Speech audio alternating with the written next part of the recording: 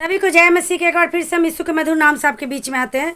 आज हम देखेंगे प्रिय लोगों कि हम शैतान पर कैसे हम जय पा सकते हैं, शैतान के कार्य पर हम कैसे जय पा सकते हैं मेरे खुदाबंद के लोगों। क्योंकि शैतान भी संसार में क्या कर रहा है, साम्राज्य और राज्य करता है, लेकिन उससे बढ़ के उससे ऊपर एक और राज्य है जो परमेश्वर है, जो परमेश्वर पवित्र आत्मा के द्वारा हमारे अंदर है। आज हम कुछ वचन को हम देखेंगे क्योंकि आप लोग को मालूम है एक वचन इफिसियों 6 का लिखा है 11 में, परमेश्वर के सारे हथियार को बांध लो कि शैतान की युक्तियों के सामने खड़े रह सको।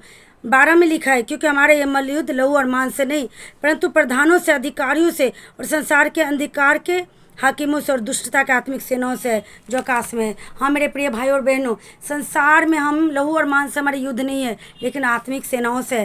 तो इससे हमें जय पाने के लिए, उसे युद्ध करने के लिए हमारा हथियार भी क्या होना चाहिए, आत्मिक होना चाहिए। और हमारा हथियार कैसा होना चाहिए, हम परमेश्वर, देखिए एक वचन को हम देखेंगे इब्रानियों 4:12 में लिखा है क्योंकि परमेश्वर का वचन जीवित और प्रबल और हर एक दोधारी तलवार से भी बहुत चोखा और प्राण और आत्मा और गांठ और गुदे गुदे को अलग करके आर पार छेदता है। परमेश्वर का वचन क्या है, जीवित और प्रबल है और क्या है, दो धारी तलवार है। ये तलवार को हमको क्या करना, शैतान के कार्य पर, शैतान के राज्यों पर हमें इस्तेमाल करना और उसके सारे कार्य पर हम क्या कर सकते हैं, हम जय पा सकते हैं। हाँ मेरे खुदा के लोगों, क्योंकि परमेश्वर ने आपको क्या दिया है। एक वचन को हम देखेंगे लूका का 10:18 में लिखा है, उसने उससे कहा, मैं शैतान को बिजली के समान स्वर्ग से गिरा हुआ देख रहा था।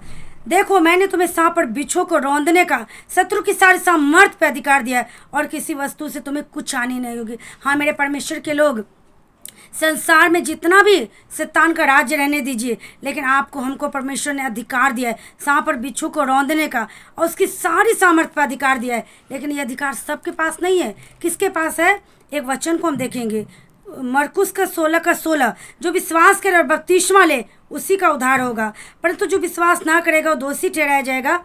विश्वास करने वालों में ये चिन्ह होंगे, वे मेरे नाम से दुष्ट आत्माओं को निकालेंगे, नई नई भाषा बोलेंगे, सांपों को उठा लेंगे और यदि प्राणनाशक वस्तु भी पी जाए तो भी उनकी कुछ हानि नहीं होगी। हाँ मेरे खुदाबंद के लोगों, यदि आज ये अधिकार आपको, हमको चाहिए तो प्रभु का नाम से हमको बपतिस्मा लेना, प्रभु के नाम पर हमको विश्वास करना, तब हमारा उद्धार होगा। यदि आज हम बपतिस्मा नहीं ले रहे हैं, यदि आज हम प्रभु पे विश्वास नहीं कर रहे हैं, यदि हम दुष्ट आत्माओं को जाएंगे निकालने के लिए, तो दुष्ट आत्मा तो उसे छोड़ देगा लेकिन आपके पीछे लग जाएगा, आपके जीवन में बहुत वो उपद्रव करेगा। क्योंकि दुष्ट आत्मा का भी कुछ लीगल पॉइंट रहता है। यदि हमारा जीवन आज करेक्ट नहीं है, हमारा जीवन प्रभु के साथ हम करेक्ट नहीं है, हम दुष्ट आत्माओं को निकालेंगे तो क्या होगा, दुष्ट आत्मा यीशु के नाम में समर्थ है, उसे छोड़ देगा लेकिन आपको, हमको क्या करेगा, परेशान करेगा। इसके लिए सही रीति से बपतिस्मा लेना, सही रीति से उद्धार पाना और प्रभु के नाम पर विश्वास करना, प्रभु के साथ करेक्ट जीवन बिताना, तब ये अधिकार आपके लिए, हमारे लिए है। और तब आप सांप और बिच्छू को रौंदेंगे, शत्रु की सारी सामर्थ पर क्या होगा, प्रभु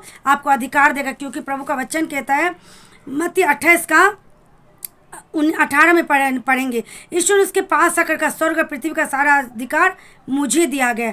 परमेश्वर क्या क्या कहा है यूहन्ना 14:12 में, जो मैं क्या तुम भी करोगे, मुझसे बड़े बड़े काम करोगे। कौन, जो खुदा के चेला है उसको ये अधिकार मिलता है। यदि आप खुदा के चेले हैं, खुदा के अनुसार आपका जीवन है, तो आपके पास ये अधिकार है। इसके लिए हमें डरने की जरूरत नहीं है।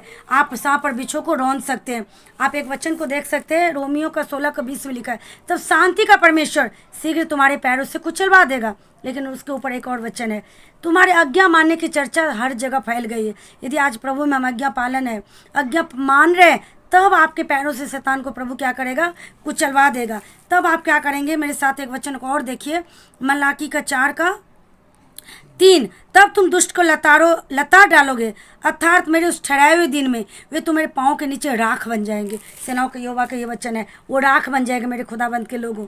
लेकिन आपका, हमारा जीवन क्या होना चाहिए, खुदा के साथ मेरा संबंध अच्छा होना चाहिए, खुदा के साथ हमारी पर्सनल रिलेशन अच्छा होना चाहिए। तब ये जितना वचन, आप शैतान देखिए, शैतान का भी कुछ अधिकार है, वो संसार में राज कर रहा है। अब देखिए कितना मसीह है, मसीह तो है लेकिन मसीह के अनुसार जीवन नहीं जी पाता है, थोड़ा इधर थोड़ा उधर। क्यों, शैतान राज करता है उसके जीवन में।